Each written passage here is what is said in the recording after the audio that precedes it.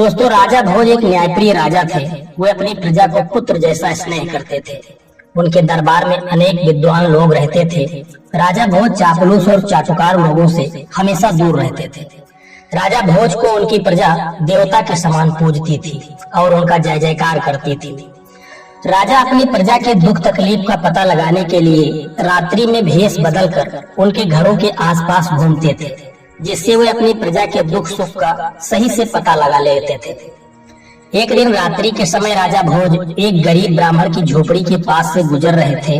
तभी उनकी नजर एक गरीब ब्राह्मण और ब्राह्मणी पर पड़ी। ब्राह्मण की झोपड़ी में एक छोटा सा दीपक जल रहा था। वह ब्राह्मण अपनी पत्नी से कह रहा था कि अब मैं बहुत बूढ़ा और कमजोर हो गया हूँ। मेरे शरीर में अब इतनी शक्ति नहीं है कि मैं अपने यजमानों के घर पहुंचकर पूजा पाठ करा सकूं, और मेरा कोई पुत्र भी नहीं है जो मुझे कमा कर खिला सके। अब तो मेरे पास केवल एक ही रास्ता है कि मैं राजा भोज के दरबार में जाऊं। गरीब ब्राह्मणी ने कहा, ठीक है स्वामी, कहते हैं कि राजा भोज बड़े दयालु हैं, वह हमारी मदद जरूर करेंगे। दूसरे दिन सुबह होते ही वह ब्राह्मण राजा भोज के दरबार में पहुंच गया। राजा का अभिवादन करते हुए ब्राह्मण कहने लगा, महाराज, मैं 80 साल का बूढ़ा और कमजोर व्यक्ति हूँ। ऐसी दशा में मैं खुद कमा नहीं सकता। कहते हैं कि बुढ़ापे का सहारा पुत्र होता है, पर मेरा दुर्भाग्य है कि मेरा कोई पुत्र नहीं है। अब ऐसी स्थिति में राजन, मुझे 2 जून की रोटी भी मिलना मुश्किल है। राजा भोज ने उस ब्राह्मण की गरीबी का पता रात्रि में ही लगा लिया था, इसलिए राजा भोज ने 100 सोने और चांदी के सिक्के उस ब्राह्मण को दे दिए। ब्राह्मण के पास अब इतना धन आ चुका था कि वह सुख पूर्वक अपना जीवन व्यतीत कर सकता था। ब्राह्मण खुशी खुशी घर पहुंचा और वह रुपये एक लकड़ी के संदूक में रख दिया। किंतु रात्रि में एक विचित्र घटना घटी। सुबह जब वह ब्राह्मण संदूक खोला तो सारे रुपये गायब थे। ब्राह्मण सोच में पड़ गया कि उसके घर के दरवाजे सुबह तक बंद थे, कोई व्यक्ति घर के अंदर आया भी नहीं, तो रुपये कहाँ चले गए। वह ब्राह्मण व्याकुल होकर सुबह दूसरी बार राजा भोज के दरबार में पहुंच गया और रात का सारा हाल बताया। राजा ने उसे दूसरी बार भी 100 सोने चांदी के सिक्के दिए। ब्राह्मण बहुत खुश हुआ। अब ब्राह्मण उन रुपयों से अपना नया मकान बनवा सकता था, किंतु होनी को कुछ और ही मंजूर था। ब्राह्मण रात्रि को गहरी नींद में सोया था। उसने स्वप्न में देखा कि राजा भोज उससे कह रहे हैं कि ब्राह्मण देवता, राज्य पर बहुत बड़ा संकट आ गया है, इसीलिए मैं वह रुपये लेने आया हूँ जो मैंने सुबह तुम्हें दिए थे। ब्राह्मण ने खुशी खुशी वह रुपये राजा को लौटा दिया। जब सुबह हुई तो ब्राह्मण ने देखा आज भी संदूक से वह रुपये गायब थे। ब्राह्मण की कुछ समझ में नहीं आ रहा था कि स्वप्न में लौटाए गए रुपये सचमुच कैसे गायब हो गए। वह गरीब ब्राह्मण सुबह राजा भोज के दरबार में पुनः पहुंचा और रात्रि का सारा वृत्तांत राजा के सम्मुख कह दिया। राजा घोर आश्चर्य में पड़ गया। वह चकित था। राजा ने अपने कोषाध्यक्ष को आदेश दिया कि 100 सोने व चांदी के सिक्के ब्राह्मण को पुनः दिए जाएं। राजा की आज्ञा का पालन हुआ। ब्राह्मण खुशी खुशी घर पहुंचा, लेकिन राजा भोज ने निश्चय कर लिया था कि वह आज रात्रि खुद ब्राह्मण की कुटिया के पास पहुंचकर सब कुछ अपनी आंखों से देखेगा। रात्रि में राजा जब ब्राह्मण की कुटिया के पास पहुंचा तो रात्रि के तीसरे पहर की घटना देखकर राजा हैरान था। राजा ने देखा कि बिल्कुल उसी की शक्ल सूरत वाला व्यक्ति ब्राह्मण की कुटिया में पहुंचकर वह रुपये वापस मांग रहा है। राजा भोज ने जब यह देखा तो राजा से रहा न गया। राजा अपने उस हमशक्ल व्यक्ति के पास पहुंचकर कहने लगे कि महाशय, आप कौन हैं जो इस गरीब ब्राह्मण को दुखी कर रहे हैं? आप राजा नहीं हैं, राजा तो मैं हूँ। आप इस तरह से क्यों इस ब्राह्मण को दुखी कर रहे हैं और मुझे बदनाम कर रहे हैं? राजा के उस हमशक्ल ने राजा से कहा, राजन, आप नहीं जानते कि यह निर्धन ब्राह्मण अपने किए गए कर्मों का फल भोग रहा है। इस ब्राह्मण के रुपये या तो गायब हो जाएंगे या इसका बना बनाया मकान गिर जाएगा। यह इन पैसों का उपयोग नहीं कर पाएगा क्योंकि सुख इसके भाग्य में है ही नहीं। राजन, हर व्यक्ति को उसके किए गए पूर्व कर्मों का फल मिलता है। इस ब्राह्मण की निर्धनता इसके पूर्व में किए गए कर्मों के कारण ही मिली है। राजा भोज ने कहा, इसमें कोई संशय नहीं है महाराज, लेकिन मैं आपसे विनती करता हूँ कि इसे कोई दंड न दे। इसकी करनी का दंड मैं भुगतने के लिए तैयार हूँ। राजा ने बहुत अनुनय विनय की। तब राजा का वह हमशक्ल कहने लगा, राजन, होनी का दंड तो सबको मिलता है। मनुष्य कर्मों और भाग्य का गुलाम है। तुम्हें भी अपने पूर्व में किए गए कर्मों का फल भोगना पड़ेगा। इससे कोई बच नहीं सकता। इस दुनिया में सबको प्रकृति से लड़ना पड़ता है। यह प्रकृति ही सबको अच्छा और बुरा अवसर प्रदान करती है। कर्मों का खेल बड़ा विचित्र है। यह कहकर वह राजा का हमशक्ल गायब हो गया। एक दिन राजा अपने सबसे तेज और ताकतवर घोड़े पर सवार होकर जंगल में शिकार खेलने निकल गया। राजा के साथ कुछ सिपाही भी थे। सारा दिन शिकार की तलाश करते करते वे अपने राज्य की सीमा पर पहुंच गए। राजा के सिपाही पीछे छूट गए। तभी उस घोड़े ने एक ऊंची पहाड़ी से छलांग लगा दिया। राजा भोज लहूलुहान होकर घोड़े से गिरकर मूर्छित हो गए। उनका मुकुट भी गिर गया। राजा भोज को जब होश आया तो उन्होंने देखा कि वे पड़ोसी राजा के सिपाहियों के कब्जे में हैं। सिपाहियों ने पूछा कि तुम कौन हो, यहाँ कैसे आए? राजा की जुबान बंद हो गई थी। राजा ने कोई उत्तर नहीं दिया।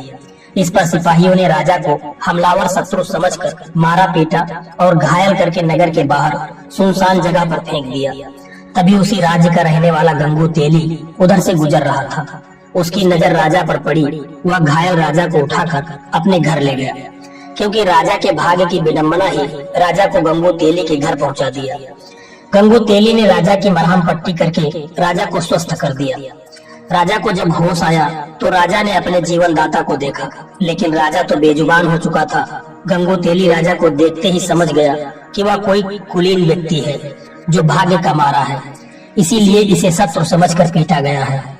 कुछ दिन बाद ही राजा भोज पूर्ण रूप से स्वस्थ हो गए, लेकिन राजा भोज यह जानते थे कि सत्यता जानने पर इस राज्य का राजा उन्हें शत्रु समझकर कैद में डाल देगा। इसीलिए राजा भोज चुप रहे। गंगू तेली ने राजा को कोल्हू फेरने का काम दिया। राजा ने उसे सहर्ष स्वीकार कर लिया। गंगू तेली खुद भी राजा के साथ कोल्हू का बैल बनता था, किंतु हीरा तो कोयले के बीच भी चमकता है और चिंगारी घोर अंधेरे में भी चमकती हुई दिखाई देती है। गंगू तेली ने राजा की विशाल बाहें, चौड़ी छाती, चमकता हुआ मस्तक देखकर अनुमान लगाया कि यह उसका दास जो है वह कोई साधारण व्यक्ति नहीं है।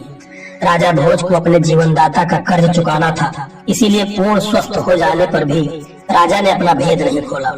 एक दिन राजा स्वभाव बस कोई एक गीत गुनगुना रहे थे, तो वहाँ तेल के लिए आए हुए ग्रामीणों ने राजा का गीत सुना। राजा की मधुर आवाज सबके मन को भा गई। फिर जब राजा कोई गीत गाता तो गंगू तेली के साथ सभी गीत का आनंद लेते। उस देश का राजा भी संगीत का बहुत बड़ा प्रेमी था। उसकी राजकुमारी भी संगीत की शिक्षा ले रही थी। उस राज्य के राजा के दरबार में गायकी और नृत्य हुआ करते थे और गाने वालों को उचित इनाम भी दिया जाता था। उस राज्य के राजा के दरबार में संगीत का विशाल आयोजन था। सबसे अच्छे संगीतज्ञ को चुना जाना था। किसी तरह से गंगू तेली ने अपने दास राजा भोज को तैयार किया और नियत समय पर राजा भोज अपने स्वामी गंगू तेली के साथ उस दरबार में पहुंचे।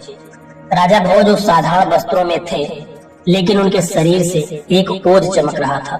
दरबार में चारों तरफ हर्षोल्लास था। बड़े बड़े गायकों ने अपना अपना गाना सुनाया, परंतु राजा की बेटी वसुंधरा अभी भी श्रेष्ठ गायक की तलाश में थी।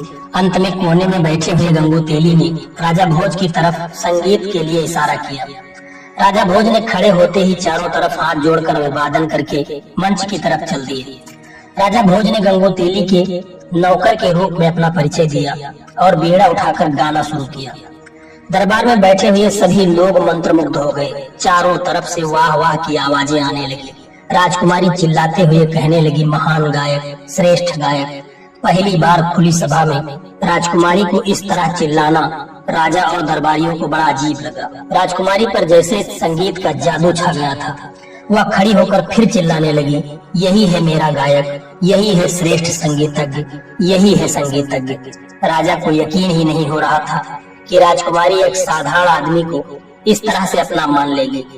उस सभा में अपना मान लेने और विजयी व्यक्ति का मतलब था राजकुमारी का जीवन साथी। राजा ने राजकुमारी से कहा कि बिना वंश जाने इस तरह तुम्हारा कहना उचित नहीं है, क्योंकि तुम कोई साधारण कन्या नहीं हो, इस राज्य की राजकुमारी हो।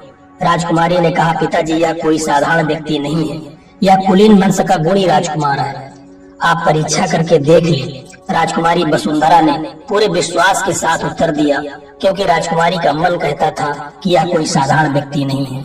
राजा सिद्धराज के दरबार में ज्ञानियों की कमी नहीं थी। वहाँ 4 विद्वान धर्मदेव, कर्मदेव, तपदेव और पुण्यदेव बैठे थे। राजा ने दरबारियों को संबोधित करते हुए कहा, विद्वानों, हम इस युवक का परिचय इसके गुणों से ही जानेंगे। हमारे 4 विद्वान ही उस श्रेष्ठ गायक का चुनाव करेंगे जिसे वसुंधरा पसंद कर सकेगी। हम स्वयं इन 4 विद्वानों से उस युवक के बारे में प्रश्न करेंगे। सबसे पहले सिद्धराज ने विद्वान धर्मदेव से प्रश्न किया कि धर्मदेव, इस आर्यावर्त में सबसे अधिक धार्मिक युवक राजकुमार कौन है? धर्मदेव ने कहा, महाराज आप स्वयं बुद्धि के भंडार हैं, परंतु जहाँ तक मुझे देश प्रदेश का ज्ञान है, धरा नगरी के राजकुमार राजा भोज हैं। वे बड़े बड़े धार्मिक कार्य किए हैं, सारी प्रजा उन्हें देवता की तरह पूजती है।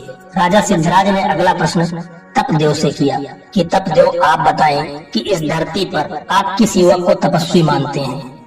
तपदेव ने कहा, महाराज राजा भोज ही कई युद्धों में जीवन मृत्यु के बीच पहुंचकर विजयी हुए हैं। ऐसे वीर को मृत्यु भी आसानी से नहीं छू सकती। राजा सिद्धराज ने तीसरा प्रश्न कर्मदेव से किया कि आप बताएं कि इस धरा पर किस युवक के कर्म अच्छे हैं? कर्मदेव ने कहा, महाराज जहाँ तक मुझे ज्ञान है, राजा भोज के कर्म बहुत अच्छे हैं। राजा सिद्धराज ने अंतिम प्रश्न पुण्यदेव से किया कि पुण्यदेव आप बताएं ऐसा कौन सा पुण्यात्मा युवक है जो हमारी सभा में आकर हमारे सामने हमारी राजकुमारी का पाणिग्रहण कर सके? महाराज ऐसी पुण्यात्मा तो इस धरती पर राजा भोज ही हैं। उनके पुण्य की कहानियां अनेक हैं, वह सबसे महान है। पुण्यदेव ने स्पष्ट किया। अब सारे दरबार में सन्नाटा था कि अब इस युवक का क्या होगा, पर वह युवक बिल्कुल शांत और गंभीर खड़ा था। राजा ने उस युवक से पूछा कि तुम अच्छे कलाकार अवश्य ही हो, परंतु हमारे सभासदों का निर्णय सुन लिया होगा। हमारी बेटी ने न जाने कैसे अचानक दरबार में यह अभद्रता क्यों कर डाली। हमारी बेटी केवल राजकुमार भोज के ही अनुकूल है। हमारे विद्वानों के अनुसार राजा भोज में चारों गुण धर्म, कर्म, तप और पुण्य मौजूद है। उस युवक ने कहा, नहीं महाराज, हमारी धृष्टता क्षमा करें। भोज के गुणों से भी बड़ी कोई शक्ति है जो महान व्यक्तियों को भी अपने बस में रखती है। राजा सिद्धराज चिल्लाते हुए बोले कि तुम हमारे विद्वानों का अपमान कर रहे हो। क्या धर्म, कर्म, तप और पुण्य से भी बड़ी कोई शक्ति है? युवक, तुमको नहीं पता हमारे विद्वानों का अनादर करने का दंड क्या है? वह युवक बोला, महाराज दंड तो बुरे कर्मों का मिलता है, सत्य बोलने पर नहीं। सत्य बोलने पर तो इनाम मिलता है। युवक की बात सुनकर भरी सभा में ठहाके गूंज उठे। क्या मतलब है इसका? राजा सिद्धराज ने कहा, कैसा इनाम? युवक ने कहा, महाराज धर्म, कर्म, तप और पुण्य से भी बड़ी शक्ति है होनी या भाग्य। राजा भोज इन सब गुणों के होने के साथ साथ अभी भी दर बदर की ठोकरें खा रहा है, पर होनी बड़ी प्रबल है। होनी को कोई नहीं टाल सकता। राजा सिद्धराज ने कहा, तो क्या तुम ही राजकुमार भोज हो युवक? युवक ने कहा, हाँ महाराज, मैं ही राजा भोज हूँ। ये सब होनी का खेल है जो आज मैं आप सबके बीच हूँ। भोज ने ब्राह्मण और शिकार की सारी बात कह सुनाई। कहा, महाराज आपके सैनिकों ने तो मुझे मारकर फेंक दिया था, पर यह तो भला हो मेरे जीवनदाता गंगोतेली का, जिन्होंने मेरे प्राण बचाए। पर मैंने इन्हें भी अपना परिचय न देकर इनकी दास्ता को स्वीकार कर लिया। सारी सभा में हर्ष का माहौल हो गया। पूरी सभा में राजा भोज का जय जयकार होने लगा। इसी के साथ राजकुमारी वसुंधरा ने राजा भोज के गले में जयमाला डाली और विवाह किया। राजा भोज का विवाह पूरे विधि विधान के साथ हुआ। दोस्तों, इस समय होनी राजा भोज पर प्रसन्न थी। हर व्यक्ति की जुबान पर बस एक ही बात थी कि कहाँ राजा भोज और कहाँ गंगोतेली। दोस्तों, यह कहानी यदि आप लोगों को पसंद आई हो तो वीडियो को एक लाइक करके चैनल को सब्सक्राइब कर लेना, क्योंकि हमारे चैनल पर आपको इसी तरह के ज्ञानवर्धक वीडियो देखने को मिलेंगे। हर वीडियो में कोई न कोई एक अच्छा संदेश छिपा होता है जो आपके जीवन में बहुत ही काम आने वाला होता है। दोस्तों, इसलिए चैनल को सब्सक्राइब करने की जरूर कृपा करना। जय श्री कृष्ण।